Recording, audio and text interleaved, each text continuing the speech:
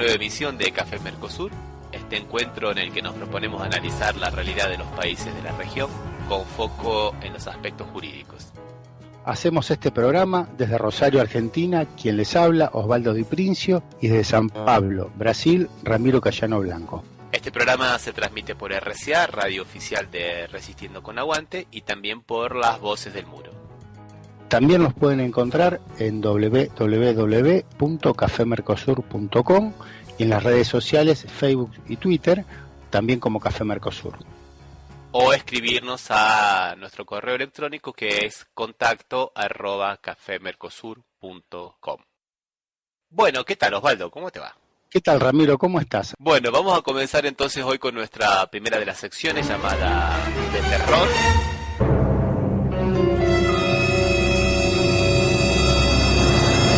Y en realidad no sabemos si llamarlo de terror o si decir un adentro, porque es un hecho deportivo mediático que se produjo aquí en Brasil que hasta hoy no me queda muy claro, Osvaldo, si es una cosa buena o es una cosa mala. Te iba a decir que esta es una época de confusión, donde uno no sabe nunca qué es lo que está bien a veces y qué es lo que está mal. Por lo que ya me habías comentado, que te deja como un gusto que parece que fuera bueno en realidad. Sí, en realidad se trata del clásico provincial de la provincia del estado de Paraná, que es más o menos como si fuera la provincia de Córdoba posiblemente, entre los equipos de Atlético Paraná y Coritiba. Más o menos sería un Talleres Belgrano, para ponerlo en términos de Argentina, que no se realizó por presiones de la TV Globo. ¿Qué es lo que ocurrió? La TV Globo ofreció por los derechos de transmisión del clásico una suma que los equipos de fútbol consideraron que no era suficiente. Entonces decidieron transmitirlo por YouTube. Hasta ahí estaba todo bien, se vendieron las entradas, el público estaba en el estadio, pero por presión de la Globo, la Federación Paranaense de Fútbol dijo que no se podía realizar la transmisión porque las personas que estaban en el campo de juego, que serían los responsables de transmitir el clásico por YouTube, no estaban registradas. O sea, una chicana burocrática, ¿no? Sí, sí.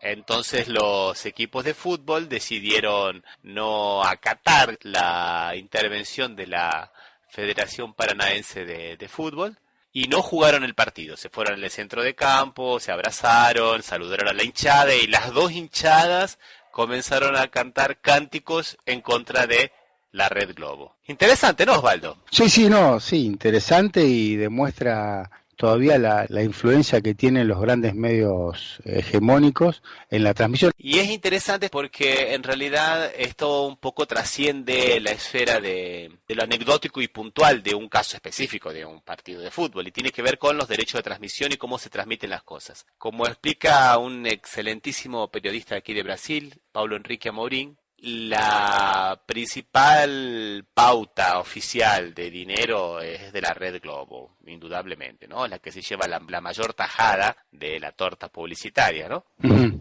Y adivina cuál es la segunda, el segundo grupo mediático. Mediático Abril, ¿no? El grupo Abril, no. No, Google.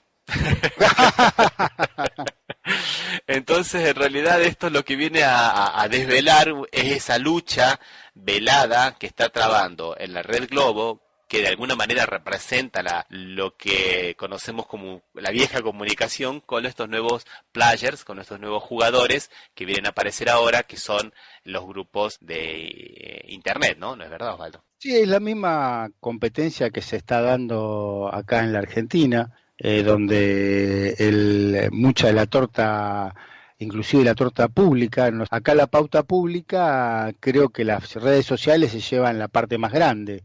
Menos queda para los canales de televisión,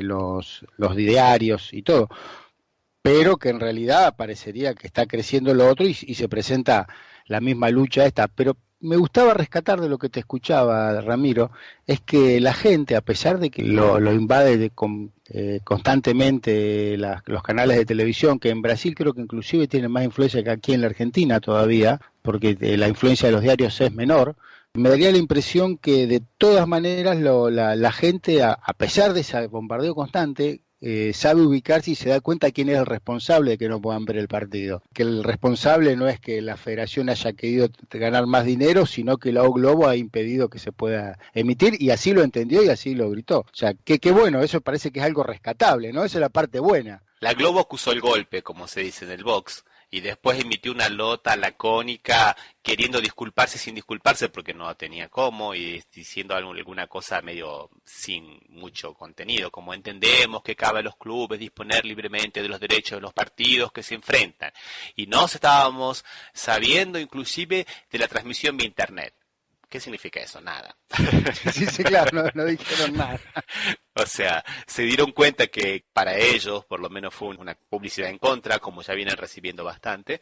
Inclusive los niveles de audiencia de la Globo ya comienzan a ser cada vez inferiores, muy inferiores, y tiene que ver con esta nueva tendencia de los jóvenes a utilizar mucho Internet, YouTube, y no a estar tan conectados a la televisión como aparato físico. No, Osvaldo.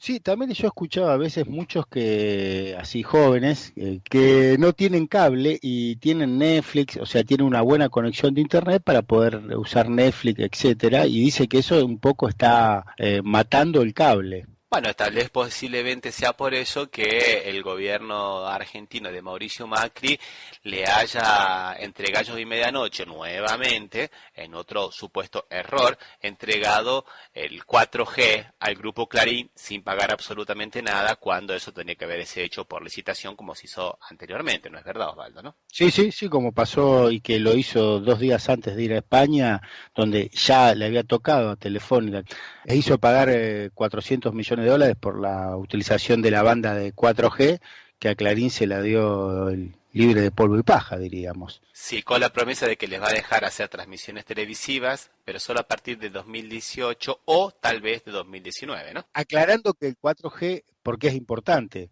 Porque permite el triple o el cuádruple play, que puedas utilizar por el espacio radioeléctrico, puedas utilizar tanto internet, televisión, como transmisiones telefónicas. O sea, te da una posibilidad de duplicar o triplicar el negocio. Bueno, y siguiendo entonces con las coincidencias, pasemos a nuestra sección coincidencias. ¿Qué te parece, Osvaldo? Sí.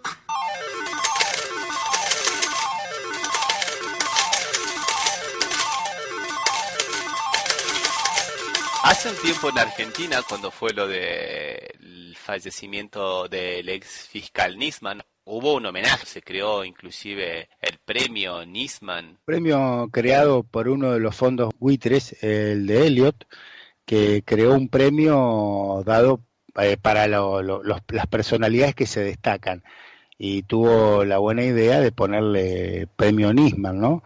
Ajá, o sea que el fondo Elliot, que estaba enfrentadísimo con el gobierno Kirchner por causa de el pago a los fondos buitres, ¿no es verdad? Por el pago Claro, sí, es un fondo de estos fondos que compraron la deuda argentina por monedas y la querían comprar a valor real actualizado, y que efectivamente el gobierno actual se los pagó al valor real actualizado.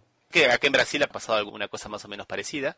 Una ONG llamada Transparencia Internacional, que montó la 17ª Conferencia Internacional contra la Corrupción en Paraná, y anunció el premio a los fiscales brasileros que, según ellos dicen, revelaron la mayor trama de corrupción de guante blanco en la historia del país. Hasta aquí está bárbaro, ¿no? Una ONG que busca... Fines altruistas, diríamos. Claro, o sea, con las cuales nadie podría estar en En desacuerdo. desacuerdo con lo que ellos están proponiendo, indudablemente. Ajá. Pero el problema es el trasfondo. ¿Quién financia esta ONG en realidad? Esta ONG está financiada por las gigantes del petróleo como Shell y la BP, y además de algunos otros grandes especuladores de Wall Street como George Soros. Y también recibe dinero del Departamento de Estado de los Estados Unidos y de Inglaterra. O sea, este premio lo entregan casi todas las empresas vinculadas al negocio del petróleo. Que afecta el negocio del petróleo, y que justamente al que afecta directamente es a Petrobras, que es el gigante latinoamericano del petróleo. que es justamente una de las críticas que se le hace a la operación Lava Jato, que está muy bien que persiga a los corruptos, pero las empresas hay que mantenerlas y preservarlas, y no como ahora que las están desmenuzando para vendérselas nuevamente a las grandes empresas petroleras, principalmente a lo que se las denomina las 7 hermanas, todo gracias a la cortina de lo que es la corrupción. O sea, que a través de la corrupción en Brasil se está perdiendo la principal empresa petrolera, la principal empresa de Brasil y una de las empresas petroleras más grandes del mundo a manos de estas grandes corporaciones que le dan un premio a los fiscales que han colaborado con, no por haber investigado, sino por el tipo de investigación que están haciendo a que se produzca, ¿no?, este perjuicio en la empresa petrolera. Entonces, en Argentina tenemos a un fiscal que se enfrenta con la presidenta y que después es, digamos, galardonado o homenajeado por el fondo que también se enfrenta con la presidenta. Y acá tenemos una operación Lava Jato que, como está siendo cuestionado desde muchos sectores, está ayudando al desmantelamiento de la empresa petrolífera, la Petrobras, y cuyos operadores principales, los fiscales, reciben un premio de la competencia de la Petrobras. Con muchas coincidencias, ¿no, Osvaldo?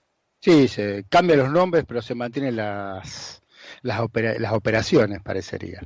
Bueno, Osvaldo, te propongo que para amenizar un poco, y antes de entrar en el tema que vamos a tratar específicamente hoy, que es cómo anda o desanda la justicia en Argentina y en Brasil, escuchemos una canción. ¿Qué te parece? Sí, a ver, ¿qué canción nos va a deleitar, Ramiro? Vamos a escuchar entonces a El Macaco, que es un cantante español, haciendo un tema musical llamado Tengo.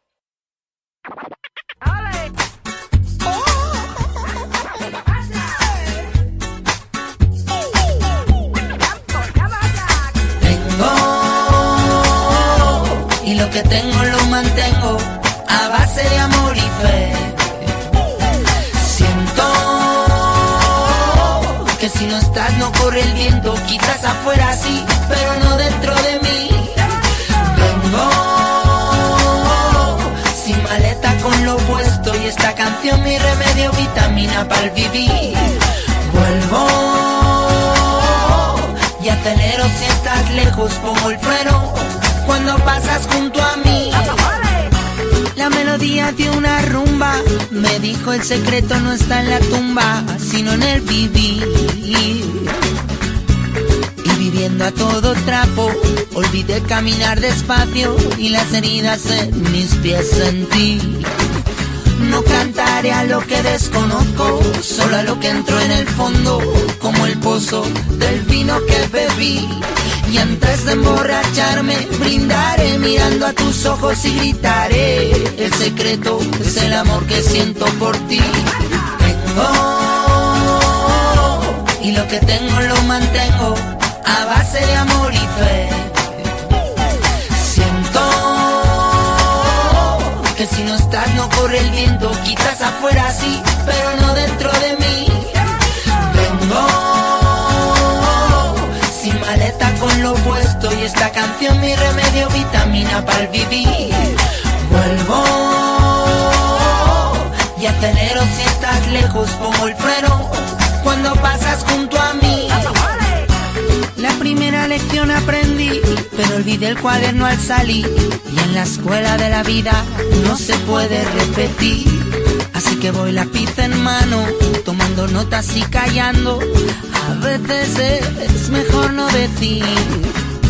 Aprendí a alzar la vela, a aguantarla en la marea y a romper las olas del mal vivir. Y es que el vaso medio lleno, medio vacío, mi niña, solo depende de ti y de mí.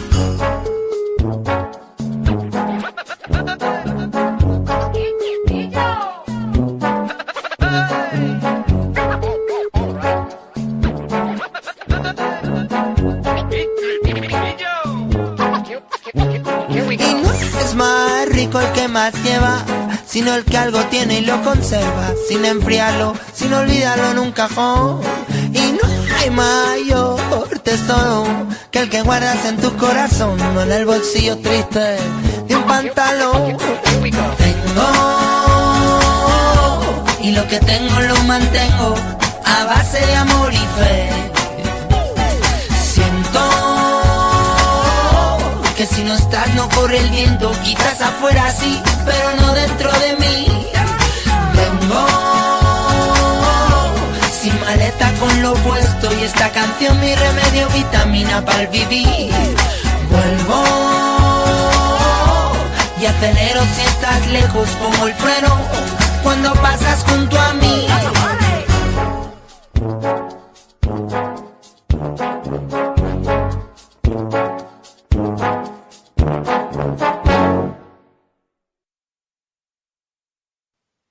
Bueno, y ahora siguiendo con el tema principal de cómo anda y cómo desanda la justicia, vamos a un caso que está llamando mucho la atención en Argentina, Osvaldo, que es justamente una embestida del Poder Ejecutivo contra algunos camaristas del Foro Laboral, ¿no es verdad, Osvaldo? Sí, realmente diríamos que la justicia está siendo afectada por una intervención inédita del Poder Ejecutivo. O sea, realmente no hay antecedentes de que intervenga de esta manera, o sea, en periodos democráticos, diríamos, ¿no? Y en los últimos 30, en los últimos del 83 en adelante, que haya una intervención tan directa en contra de la justicia por parte del Poder Ejecutivo. Específicamente, Osvaldo, te estás refiriendo al caso del pedido de juicio político a los camaristas Enrique Arias Gibert y Graciela Marino, ¿no es verdad? Sí, que por un fallo que tuvieron contrario a la opinión del Ministerio de Trabajo, donde también inéditamente no homologó una convención colectiva que habían arribado los trabajadores bancarios y el sindicato, la asociación bancaria, con las patronales bancarias, que siempre históricamente cualquier acuerdo era homologado, porque la función de homologación del ministerio es solamente ver los vicios de legalidad.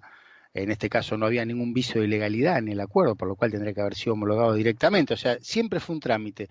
Inéditamente el Ministerio de Trabajo no lo homologó y llevó a que la asociación bancaria fuera ante la Cámara Nacional de Apelaciones del Trabajo y la Seguridad Social pidiendo que se respetara la decisión de los propios trabajadores, que se autodictan sus propias normas. Y la Cámara le dio la razón. 2 jueces votaron a favor y 1 en contra. Y los 2 jueces que votaron a favor, salió el ministro de Trabajo, Jorge Triaca, se pide el juicio político a, como vos bien dijiste, Ramiro, a Enrique Arias Gilbert y Gabriela Marino, que fueron los camaristas que fallaron a favor y creo que con absoluta justicia sobre que la intervención del ministerio no homologando era negativa y perjudicaba a los trabajadores. Bueno, como dices bien, Osvaldo, es muy raro que a los jueces se les inicie un juicio político por un parecer, ¿no? Porque ellos tienen, justamente es eso, la función es esa, tienen una función jurisdiccional, decir el derecho. Nunca se llegó a este grado de arbitrariedad, ¿no? No, de intervención de un poder sobre el otro, o sea, es la primera vez que a un juez le pide el juicio político por una sentencia, si los jueces están para dictar sentencia. En este caso, el propio Arias Gilbert dijo que es como iniciarle juicio a un diputado por haber dicho algo en la propia Cámara de Diputados. Vamos a escucharlo al propio Gilbert, que lo tenemos en un audio que hemos tomado del programa Te quiero a las 10, de la AM 750. ¿Y qué te parece si lo escuchamos al propio Enrique Arias Gilbert? Arias Gilbert, a ver cómo explica la situación.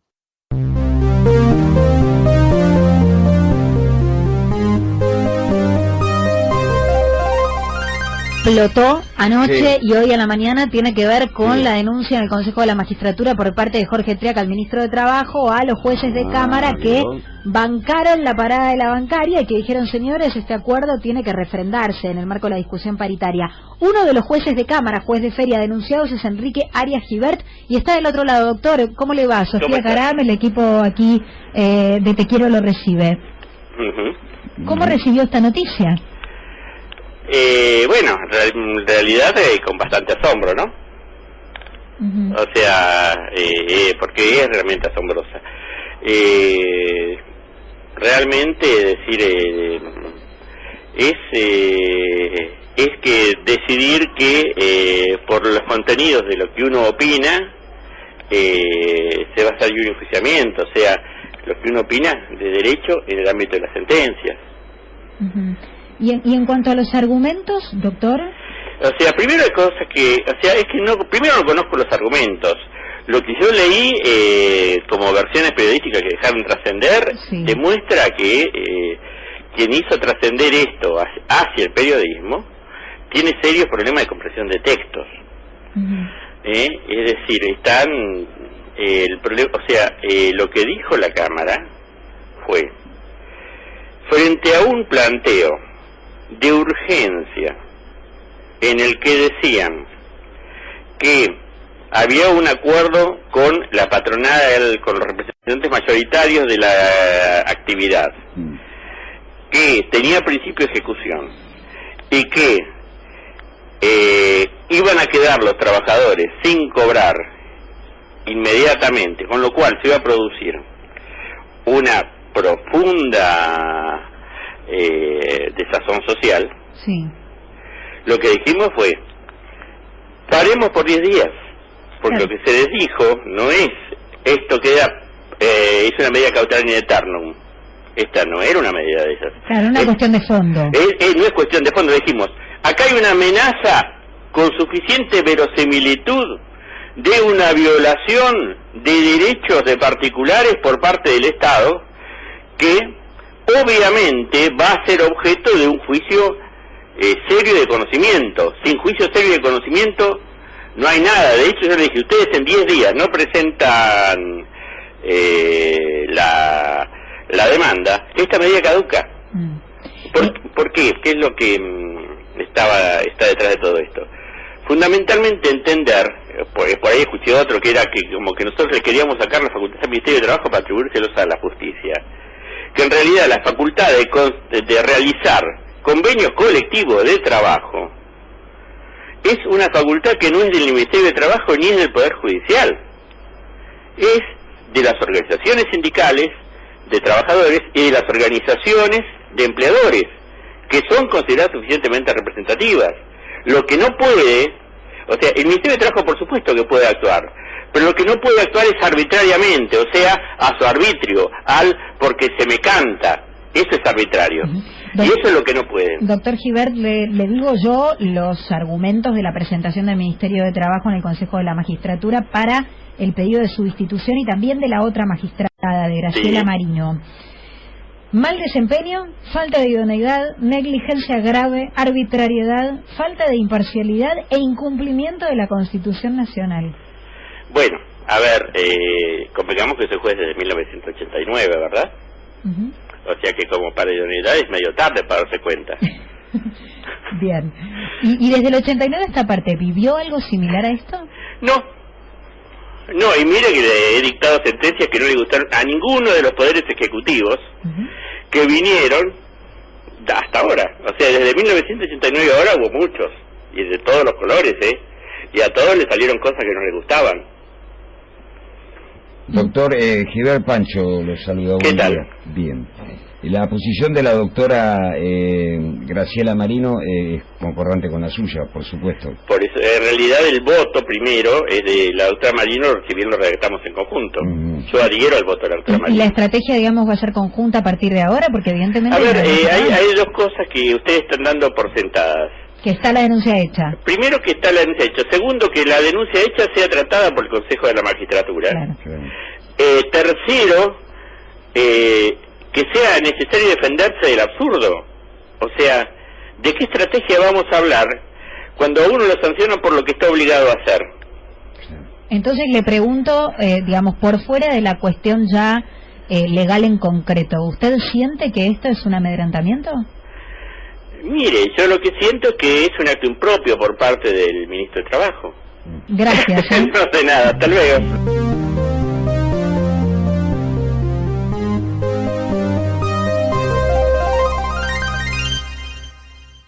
Bueno, Osvaldo, creo que fue muy claro, ¿no? Inclusive cuando él dice que es asombrosa esta resolución, porque no puede ser que por los contenidos de lo que se opina, lo que un juez opina, le piden el juicio político, ¿no es verdad? Sí, puso blanco sobre negro realmente y dijo César Díaz sorprendido que alguien lo pueda sancionar por opinar en derecho y por dictar sentencia, dice. Le parece extraño. Realmente el Ministerio de Trabajo en este caso parece que estaba flojito de papeles para esta denuncia, y creo que de todas maneras hay un trasfondo político en esta denuncia que no va tanto dirigida a Enrique Arias Gilbert y a Graciela Marino, sino que va a todo el Poder Judicial para que con su sentencia no contradigan la opinión del gobierno, desde mi punto de vista, Justamente es lo que se dice en todos lados, porque el gobierno, si va a llevar adelante este pedido de juicio político, tiene que empezar a contar los porotos, ¿no? O sea, a ver si realmente tiene los 9 consejeros que necesiten el Consejo de la Magistratura para poder llevar adelante el juicio político. De cualquier manera, también se especula con que si no consigue esa mayoría de los 9 consejeros, que es difícil, el gobierno tiene 8 normalmente que le votan las cosas a favor, necesitaría 1 más, por lo menos va a mantener esta denuncia como elemento leccionador a toda la justicia, ¿no? Como diciendo, bueno, si no votan lo que nosotros queremos, pueden sufrir juicio político, ¿no? Sí, creo que con independencia del resultado, que también coincido en lo que vos estás diciendo, Ramiro, que no creo que junte los porotos necesarios para poder resolverlo, pero ya el mal está hecho.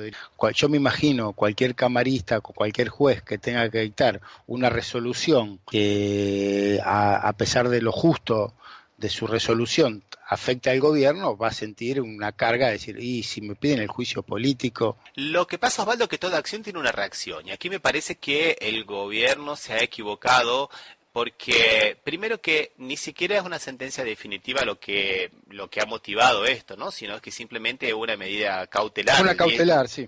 Podría tranquilamente haberse presentado al proceso, y en ese proceso él diría, ¿no?, lo que serían sus motivos, y si no concuerda podría inclusive apelar a la Corte Suprema de Justicia, ¿no es verdad, Osvaldo?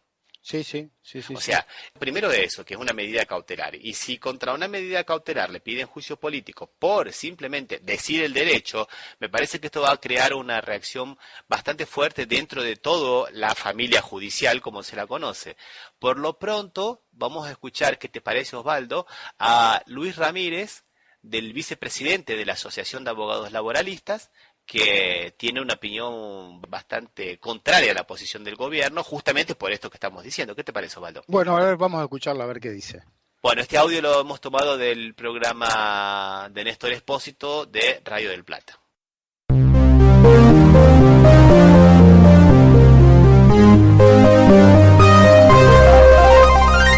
Estamos en comunicación con Luis Ramírez, que es el vicepresidente de la Asociación de Abogados Laboralistas. Doctor Ramírez, Mario Portugal y Néstor Espósito lo saludan en Radio del Plata.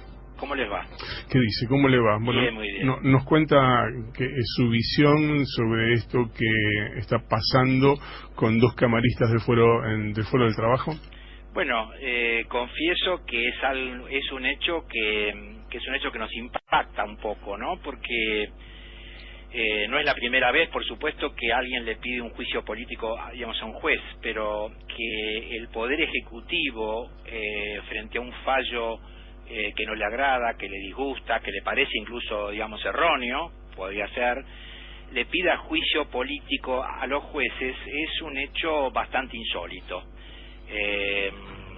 desde varios puntos de vista.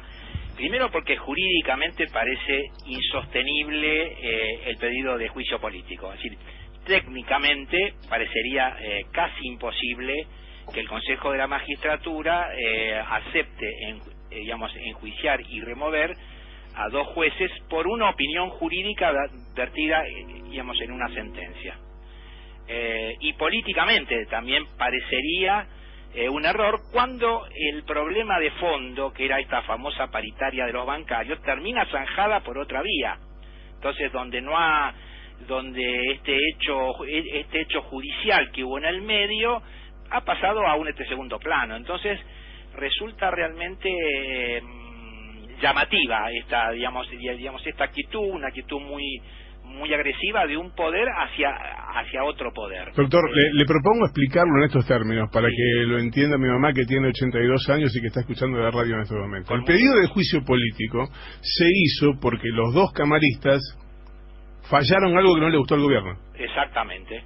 Tan simple como eso. Exactamente. Y en realidad el mecanismo de juicio político está previsto como para que se remueva, se analice la conducta de los jueces que delinquen en el ejercicio del poder o que tienen actitudes que no se condicen con lo que debería hacer un juez, no cuando fallan en un sentido diferente del que aspira a determinada parte. Usted lo ha dicho mucho más claro que yo. Es exactamente así. Y más cuando los jueces fallan en función de este derecho, y todos sabemos que el derecho no es una ciencia exacta. Ese famoso cuento de que la mitad de los libros me dan la razón y la otra mitad de la biblioteca no, es cierto. Entonces, siempre todo es, digamos, una materia opinable. Puedo yo no estar de acuerdo, incluso puedo pensar que es un error, pero eso no es materia de un juicio político. Para que una sentencia fuera materia de un juicio político, que implique la posibilidad de remover, de despedir a un juez, tendría que haber dicho, desde el punto de vista legal, desde el punto de vista jurídico, algo, digamos, insostenible, aberrante, ¿no? Uh-huh. Entonces, ahí uno podría decir, bueno, por ignorancia total de este derecho, esta gente no puede continuar siendo juez de la nación. Pero no es digamos, justamente el caso, y es independiente de la opinión que uno pueda tener sobre el contenido del fallo. Uno puede estar técnicamente de acuerdo o técnicamente, digamos, en este desacuerdo, pero no hay ningún hecho que implique que esos jueces, que llevan muchos años ambos, no puedan continuar en sus funciones. Y además en ese mecanismo, en el caso de que los jueces hubieran dictado un fallo que no es acertado, hay una instancia que puede revisar eso, ¿no? En este caso sería la Corte Suprema, que sería el tribunal de alzada de la Cámara Laboral. Es decir, ellos podrían decir, vea señor, usted se equivocó cuando dijo esto por tal y tal razón, y darle vuelta a ese fallo o mandarle a dictar un fallo nuevo. Sin duda que es así.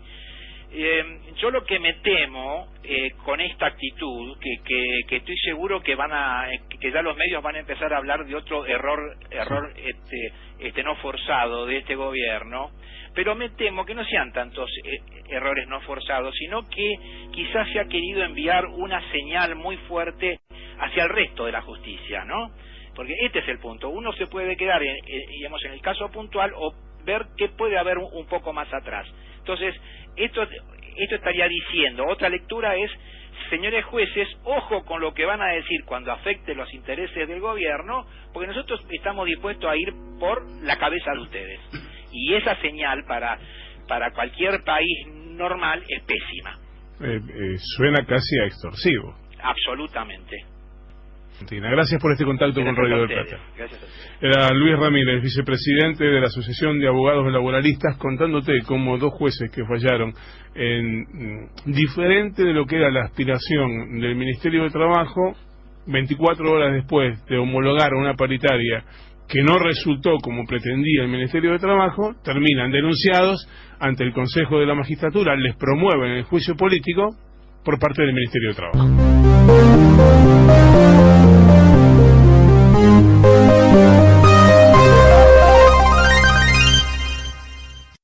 Es realmente clarísimo lo que dice el vicepresidente de la Asociación de Abogados Laboralistas. Pone muy clara la situación y se ve lo que ya habíamos hablado un poquito antes, Ramiro, que los dos coincidíamos, que en realidad la función de esto es ejercer una presión. Pone muy claro que en realidad uno puede o no estar de acuerdo con lo que resolvió el juez, pero está fundado en derecho, y está total y absolutamente fundado, no es una sentencia irracional o que no se corresponda con lo que establece el derecho positivo. Inclusive me parece que la postura tanto de Gibert y como de Marino, que hicieron el voto en conjunto, que fueron los que aprobaron esta resolución, me parece que es muy lógica, porque lo que está diciendo es que ni el Poder Ejecutivo ni el Poder Judicial tienen facultad para dejar sin efecto una convención colectiva de trabajo, que la convención colectiva de trabajo es libre y que el Poder Ejecutivo puede intervenir, pero no de manera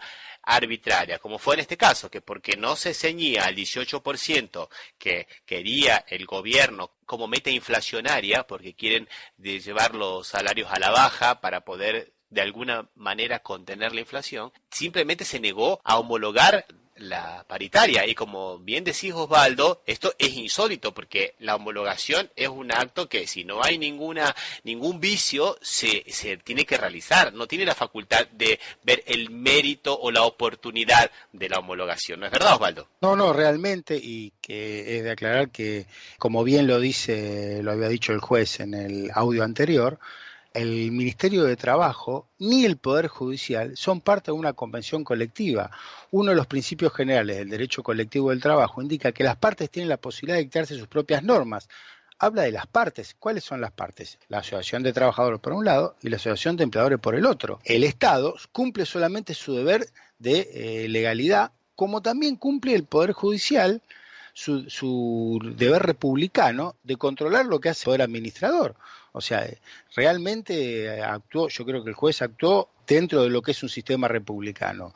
Tengo mis serias dudas si la actuación del Ministerio de Trabajo se corresponde con ese principio del sistema republicano. Bueno, Osvaldo, antes de pasar al próximo tema de hoy, que es otro cambio de pareceres en la Corte Suprema de Justicia de la Argentina, te propongo que escuchemos una canción y vamos a escuchar a La Chusma cantando el tema Lu.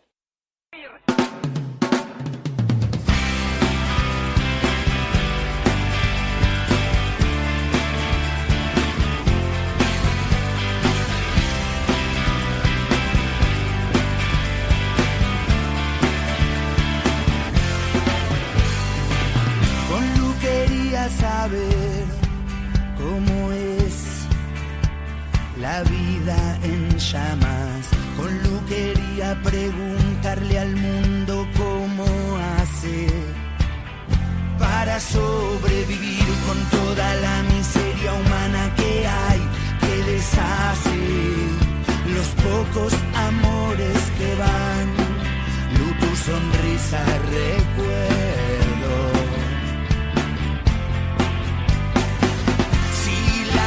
Está llena de mierda, te encendes fuego y la luna se cubre con miel. Mi cuerpo me pide que te arranque la piel. Lu, vení para ver cómo corre el viento de hoy. Con vos vivo en un huracán. Poca razón, no sé cómo hacer para comprender la realidad. No sé cómo encararlo. Sos como un hielo en un cuerpo quemado.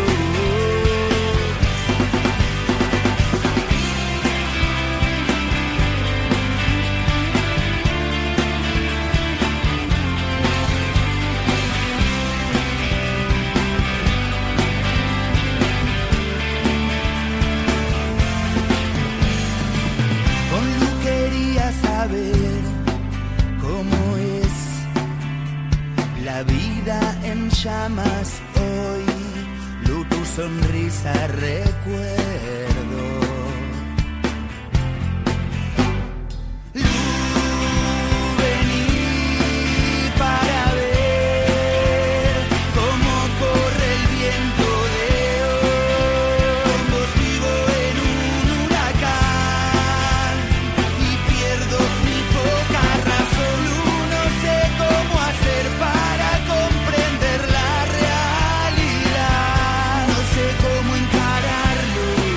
Sos como un hielo en un cuerpo quemado.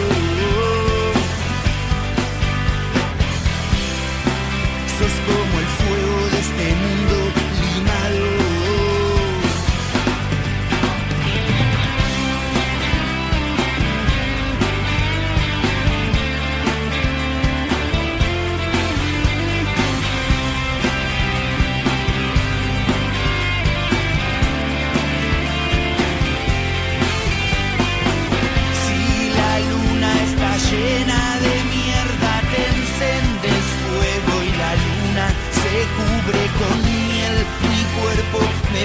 que te arranque la piel.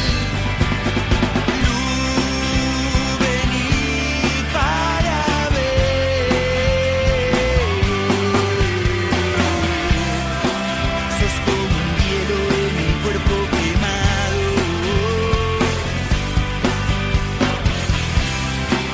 Sos como el fuego de este mundo limado.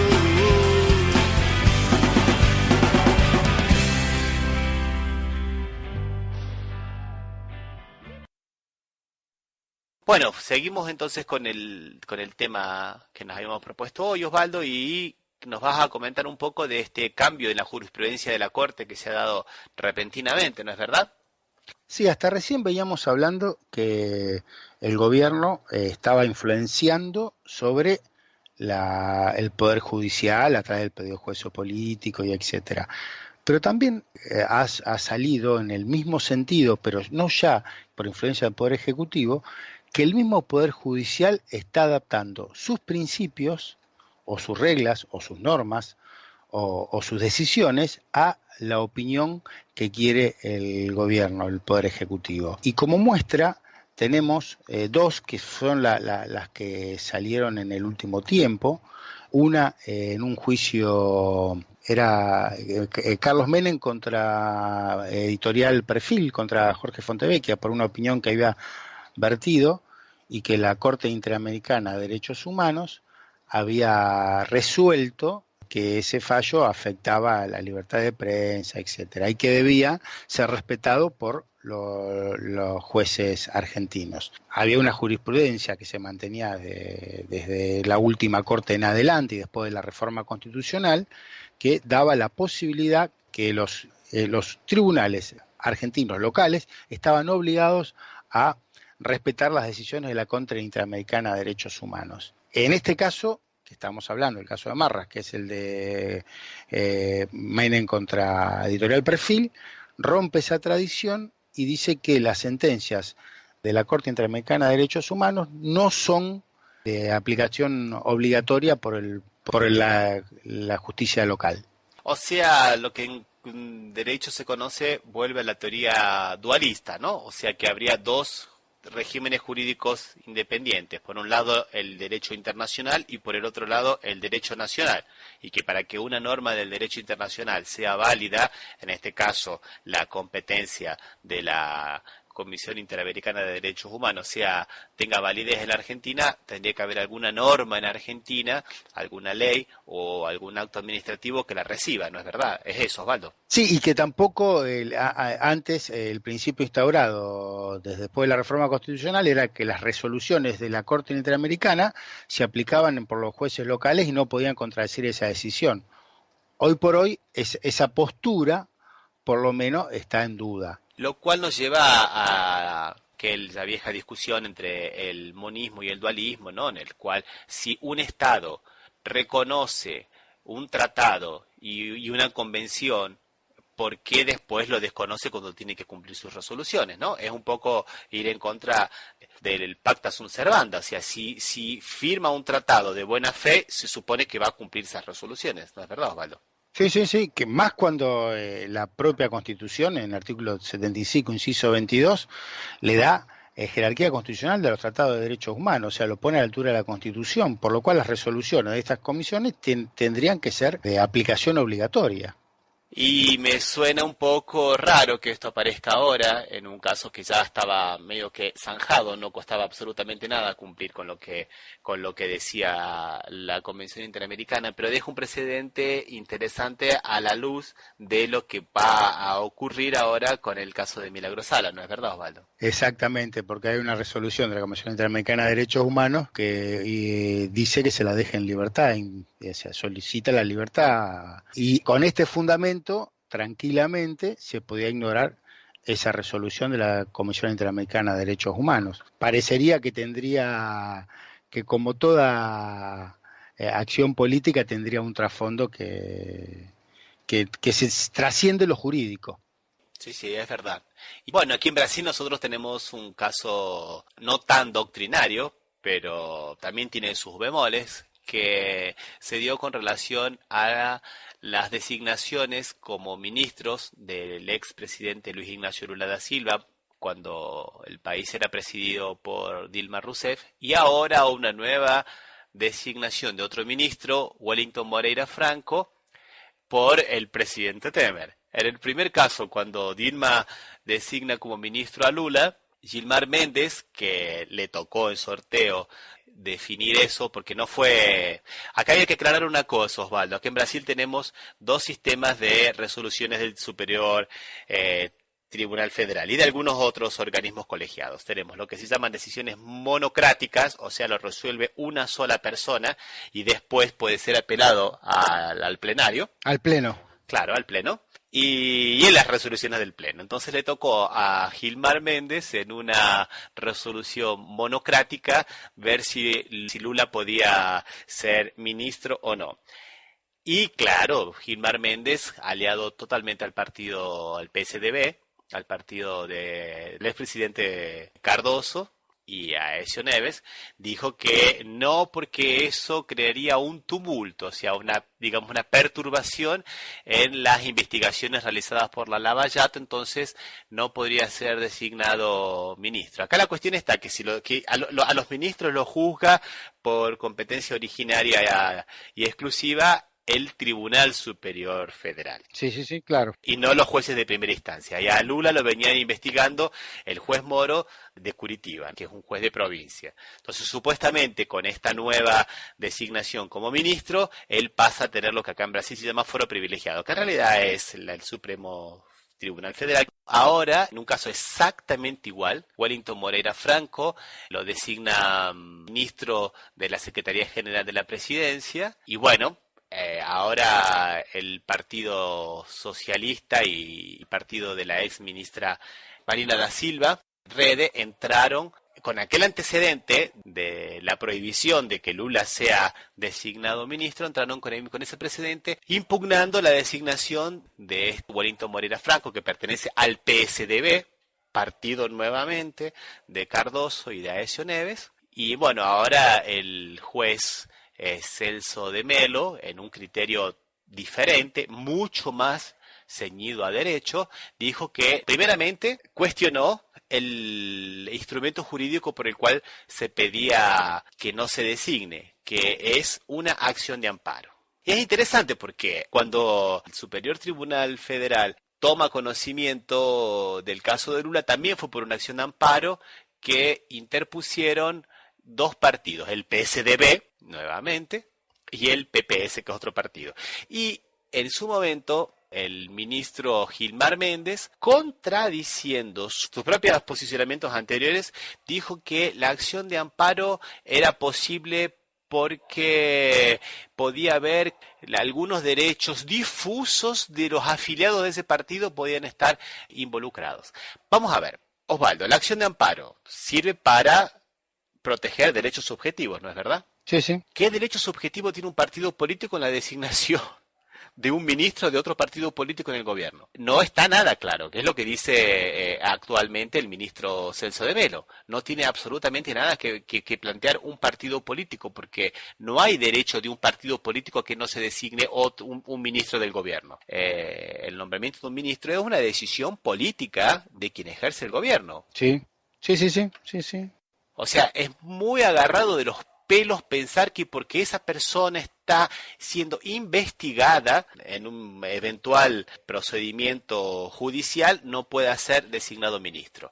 O sea, para Lula con los mismos argumentos se dijo que no, y para este nuevo ministro con los argumentos se dijo que sí.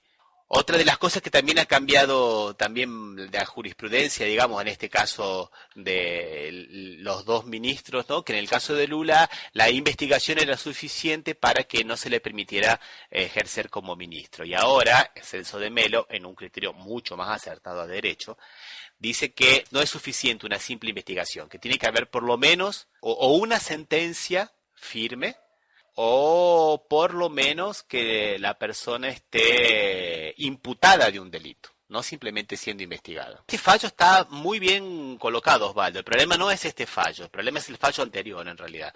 No es que nosotros digamos que Wellington Moreira Franco no pueda ser ministro, lo que nosotros decimos que Lula podía haber sido ministro. Claro, exactamente, no, está bien. En este caso parecería que el cambio de doctrina o de jurisprudencia es un avance. Y otra de las cosas que lo que ya habíamos hablado, que coloca esta nueva decisión monocrática, es que el hecho de que lo nombren para un ministerio cambia el foro, pero no significa que sea una obstrucción al accionar de la justicia, como pretendían los partidos denunciantes. Hay rasgos comunes entre los dos países, ¿no?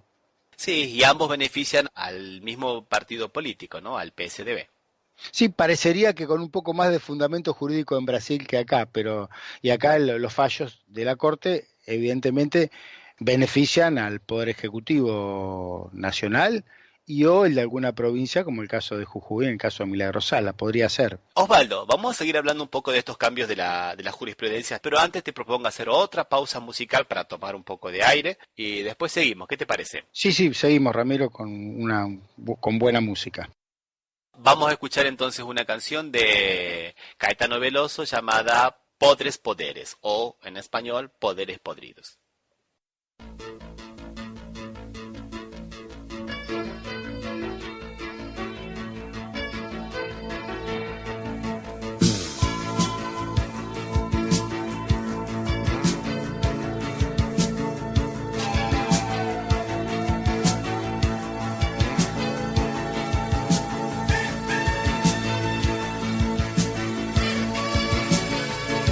Enquanto os homens exercem seus podres poderes, motos e fuscas avançam em sinais vermelhos e pernas verdes, somos uns boçais. Queria gritar 700 mil vezes como são lindos os burgueses e os japoneses, mas tudo é muito mais. Será que nunca faremos se não confirmar a incompetência da América Católica, que sempre precisará de ridículos tiranos? Será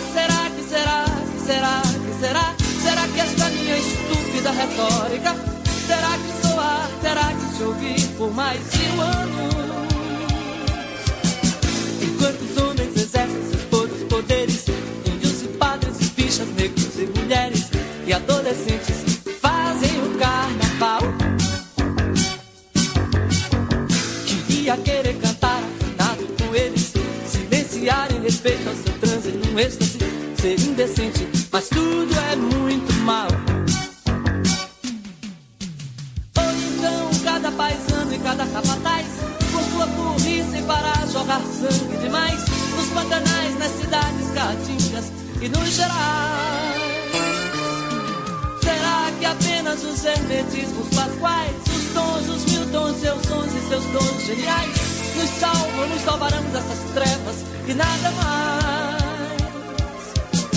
Enquanto os homens exercem seus podres poderes, morrer e matar de fome, de raiva e de sede, são tantas vezes gestos naturais. Eu quero aproximar o meu cantar vagabundo daqueles que velam pela alegria do mundo, indo mais fundo, teens e bens e tais. Será que nunca faremos senão confirmar a incompetência da América Católica, que sempre precisará de ridículos tiranos?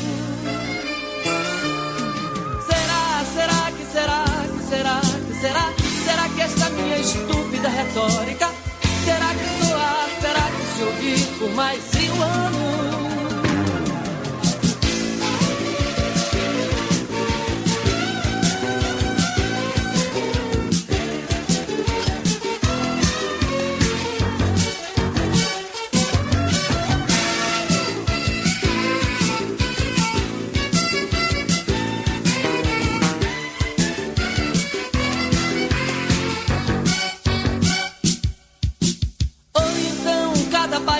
Cada capataz, com sua burrice para jorrar sangue demais nos pantanais, nas cidades caatingas e nos gerais.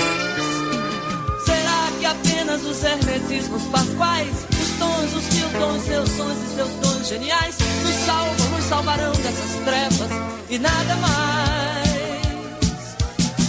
Enquanto os homens exercem seus podres poderes, morrer e matar de fome, de raiva e de sede, são tantas vezes gestos naturais.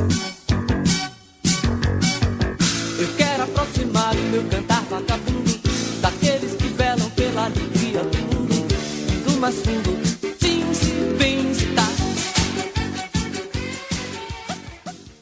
Bueno, Osvaldo, hablando de cambios en la jurisprudencia, la Corte Suprema de Justicia de Argentina nos sorprende esta semana con otro cambio interesante, ¿no? Sí, habría que hacer una introducción previa en este fallo particular, indicando que cuando se habla del Estado y de los que trabajan para el Estado, hay posibilidades de dos fueros distintos. Uno es el fuero laboral, que es el que afecta y el que conoce sobre las relaciones del trabajo efectivamente y que tiene una serie de principios protectorios que se llaman, que favorece al trabajador, por un lado, y otro que dice que siempre que intervenga el Estado, no importa la causa que sea, ya sea como accionante o como accionado, ya sea por daños y perjuicios, ya sea por la razón que se demande al Estado, siempre se tiene que ir por el proceso que se llama contencioso administrativo. Había una tradición de hace mucho tiempo atrás que iba al contencioso administrativo, pero en los últimos tiempos ese principio fue creciendo, fue morigerándose y siempre se estaba optando porque intervenga directamente un juez laboral, el fuero laboral, que es el juez que conoce sobre las relaciones de trabajo. Y se venía en ese sentido y no había una evolución dándole las facultades a la justicia laboral.